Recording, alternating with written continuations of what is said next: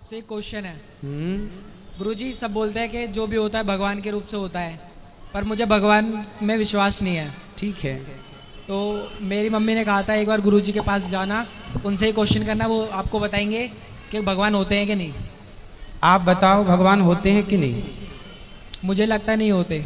आपको ऐसा कैसे क्यों लगता है? मुझे लगता है कि जो भी होता है साइंस के रूप से ही होता है। जैसे बारिश होना, वो भी साइंस से ही होता है। कैसे साइंस से? क्योंकि वो वाटर सर्कल होता है ना। वो वाटर सर्कल होता है ना, जो वाटर जाता है फिर उस बादलों में, फिर उससे बारिश होती है। तो फिर अपने सीजन पे ही क्यों होती है? सर ये भी तो उसमें क्वेश्चन होगा।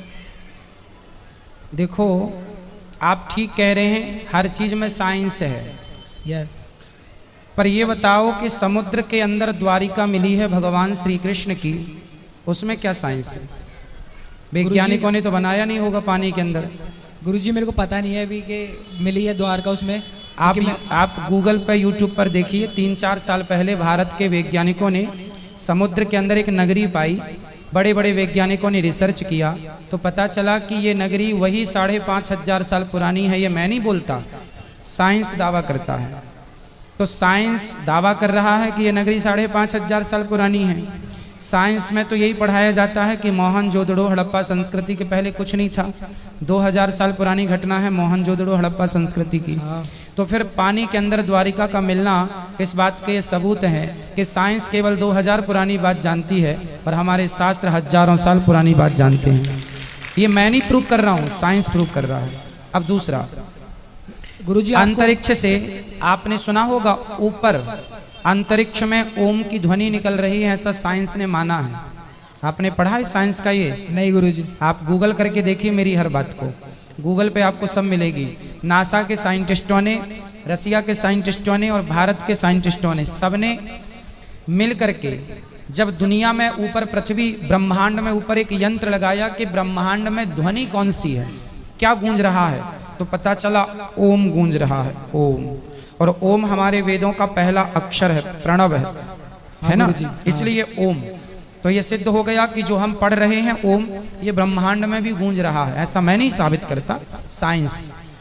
जैसे राम सेतु मानव निर्मित है, नासा के साइंटिस्टों ने प्लस भारत के वैज्ञानिकों ने 10 साल तक रिसर्च की इस पर। कितने साल तक? 10 साल तक। 10 साल तक रिसर्च करने के बाद आखिर नासा को कहना पड़ा कि ये मानव निर्मित है।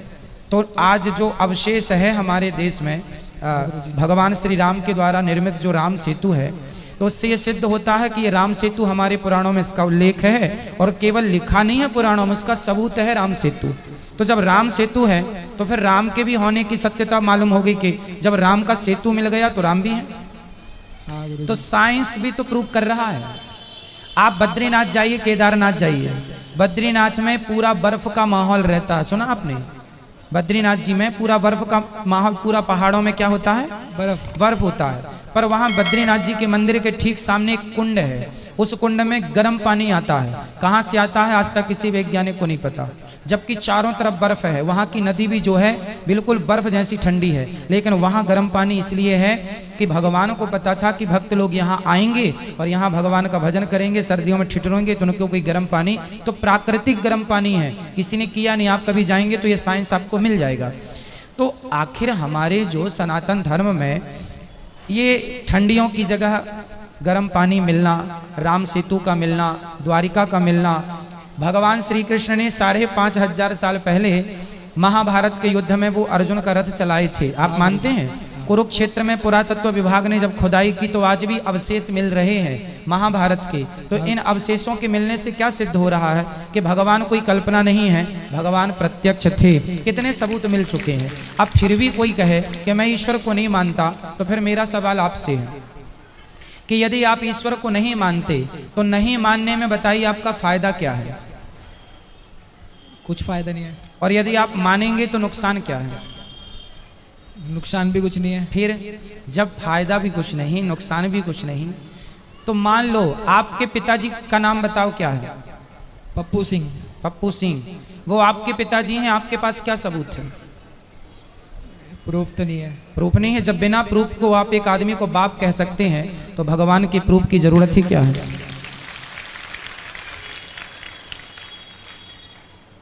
धन्यवाद गुरुजी। खुश रहिए। आप मानेंगे भगवान को या नहीं? हाँ मानूंगा। क्यों मानेंगे? मैंने कहा इसलिए नहीं, आपके नहीं। दिल से, आप दिल से फील कीजिए, आप दिल से हमारे गीता को पढ़िए, आप दिल से रामचरितमानस को पढ़ो। बेटा क्या नाम है आपका? कुणाल। कुणाल। बेटा ऐसा है, आप अच्छे हैं। आज तक किसी मुसलमान ने ये नहीं कहा कि मैं बाइबल को नहीं मानता। आज तक किसी ईसाई ने नहीं कहा, आज तक किसी मुसलमान ने नहीं कहा कि मैं कुरान को नहीं मानता। आज तक किसी ईसाई ने नहीं कहा कि मैं बाइबल को नहीं मानता। लेकिन लाखों हिंदू ये कहते हैं कि मैं भगवान को नहीं मानता। यही सनातन धर्म का सबसे बड़ा दुर्भाग्य है। बेटा मैं आपको बता दूं, नासा का गठन कितने साल पहले हुआ? नासा गठन पता नहीं बेटा 1950 में नासा का गठन हुआ। 1950 से कुछ वर्ष पहले 1950 में सैटेलाइट छोड़ी जाने लगी। तो 10 साल पूर्व ले लो, 20 साल पूर्व ले लो। उसके पहले आप ये बताइए सूर्य ग्रहण कब पड़ता है?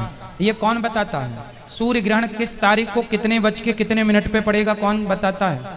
नासा वाले। नासा तो 70 साल पहले था ही नहीं, 80 साल पहले था ही नहीं। चलो 100 साल लो, 100 साल पहले तो नासा था ही नहीं। फिर कौन बताता था? गुरुजी हम भी तो नहीं थे 70 साल पहले। बेटा आप नहीं थे, हम नहीं थे, पर 100 साल पहले देश तो रहा होगा ना भारत। हाँ गुरुजी। तब तो ग्रहण भी रहे होंगे कि नहीं? हाँ। फिर कौन बताता था? अब हम बताते हैं। हमारे भारत में पंचांग आपने सुना होगा, पंचांग कैलेंडर सुना है? हाँ। हमारे भारत में साल में 12 साल में एक बार कुंभ लगता है। कुंभ जानते हैं?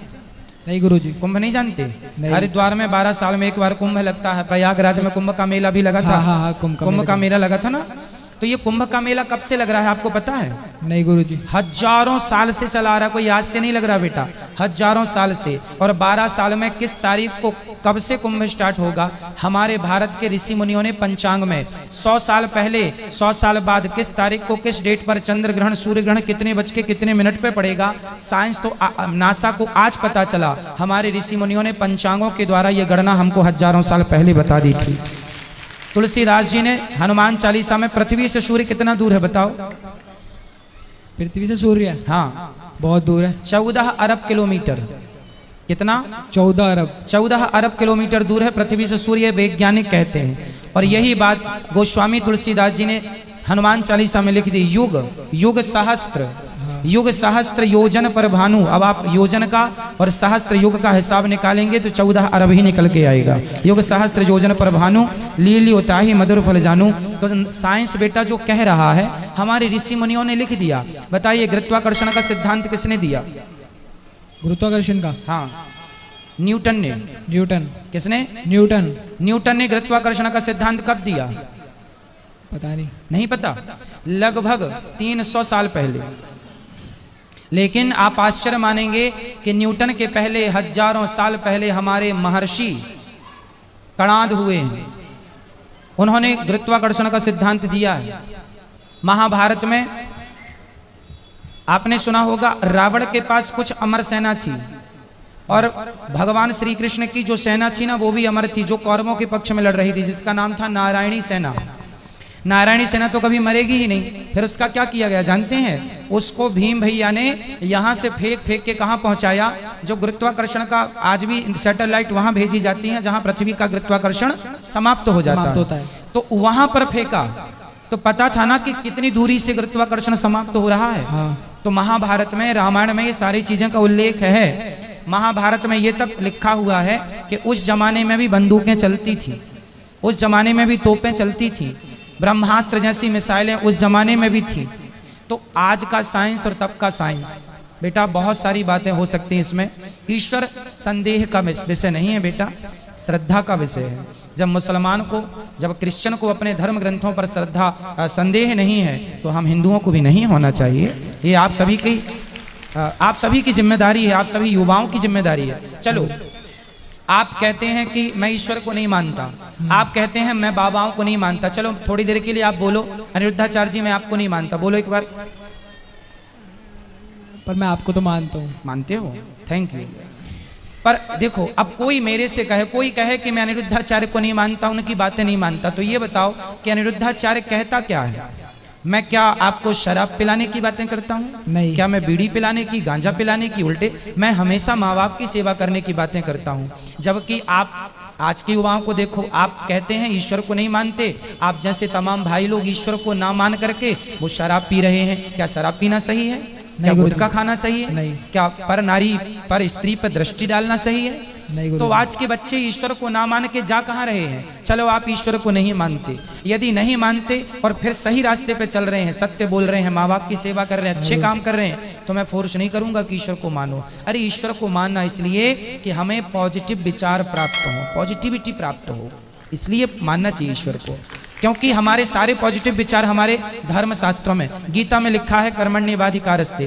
गीता कहती है तू अपना कर्म करता रह, सफलता मैं तुझे प्रदान करूंगा। कर्म कर, फल की कामना। तो गीता में क्या बुरा लिखा है? कुछ नहीं लिखा। फिर इसलिए बेटा गीता पढ़ना है, रामायण पढ़ना है, और ईश्वर नहीं है ये बात आप सिद्ध करके बता दीजिए, तो हम मानेंगे कि आप सही कह रहे हैं। और मैं आपको सिद्ध करके बताऊंगा कि ईश्वर है। साइंस के पास कोई जवाब नहीं है बेटा। मैं कुछ सवाल दाग दूंगा साइंस को, साइंस चुप हो जाएगा। आप बच्चे हैं, अभी वो बड़े सवाल मैं आपसे नहीं करूंगा, पर बहुत सारे सवाल मेरे पास हैं जो साइंस के पास नहीं है। कोई विज्ञान को जानने वाला यदि मेरे से आए और बात करे, मैं संतुष्ट कर सकता हूं उस व्यक्ति को, पर वो मुझे संतुष्ट नहीं कर सकता, क्योंकि मेरे पास ऐसे सवाल हैं कि जो साइंस के पास नहीं है। पर साइंस के ऐसे लाखों सवाल आप मेरे से पूछिए जिसका मैं उत्तर देता चलूंगा। एक भी सवाल में हिचकूंगा नहीं, क्योंकि साइंस पूरा हमारे शास्त्रों से निकला है। बताओ ज्ञान बड़ा कि विज्ञान? विज्ञान। ज्ञान। क्या बड़ा है? ज्ञान।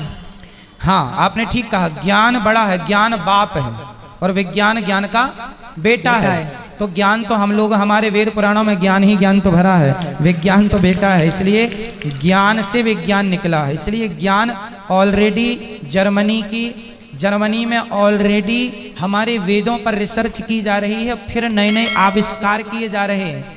आज जो मोबाइल आप यूज करते हैं, ये मोबाइल किसकी देन है? किसी व्यक्ति ने बनाया है, माना कि, पर ये तकनीक कहाँ से आई? इसकी कल्पना कहाँ से आई? ज्ञान प्राप्त करके। ये ज्ञान कहाँ से आया? हमारे वेदों में। हमारे यहाँ भी पहले ऋषि मुनि बात कर लेते थे, जैसे अंतर्धान हो जाना, अदृश्य हो जाना। अदृश्य की तो अभी कोई टेक्नोलॉजी आई भी नहीं। नारद जी तो अदृश्य हो जाते थे। अभी तो बहुत सारी, शंकर जी ने गणेश जी के सिर में हाथी का सिर लगाया। क्या यह मेडिकल साइंस नहीं है? आज कोई वैज्ञानिक लगा के बताए? साइंस, हमारे वेद पुराण तो वहां तक पहुंचे हैं जहां तक साइंस को पहुंचने में अभी हजारों साल लग जाएगा। आदमी के सर पे, आदमी के धड़ पे हाथी का सिर लगाना, आदमी के धड़ पे बकरे का सिर लगाना, 2 सर्जरी की है शंकर जी ने, एक गणेश जी की, एक ससुर दक्षिक जी की। तो ये सब साइंस हमारे वेद पुराणों में ही ना भरा है। बच्चा माँ के पेट में जाता है तो 9 महीने तक उसकी पूरी एक्टिविटी हमारे भागवत में लिखी है। घड़ी कैसे बनाई जाती है, घड़ी की तकनीक हमारे भागवत जी में लिखी है। फिर साइंस, यदि आप लोगों ने वेद पुराणों को इग्नोर ना किया होता, पढ़ा होता बेटा गहराई से, तो आज नासा जर्मनी नहीं, आज भारत बड़ी बड़ी उपलब्धियां प्राप्त कर रहा होता। भारत आज बहुत बड़े बड़े सॉफ्टवेयर बना रहा होता, बड़े बड़े आविष्कार कर रहा होता। ठीक है, धन्यवाद गुरुजी। खुश रहिए।